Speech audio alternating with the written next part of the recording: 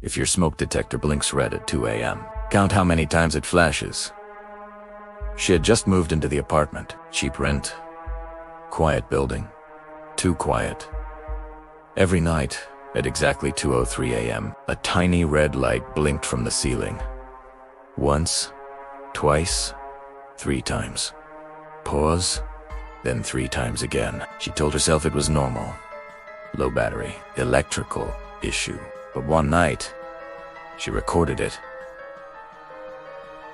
When she replayed the video, the blinking wasn't random. It was patterned. 3 short, 3 long. 3. Sauce. Her stomach dropped. The next blink sequence changed. 2 flashes, pause. 2 flashes, pause. Then 1 long flash. She wrote it down. It spelled something in Morse code. Look up. Her breathing became shallow. Slowly, she tilted her head back. The red light stopped blinking. Silence. Then a tiny clicking sound. Like plastic shifting. The smoke detector lens rotated and pointed directly at her face. Her phone buzzed. Unknown number. A text message. Don't move. She looked back at the ceiling.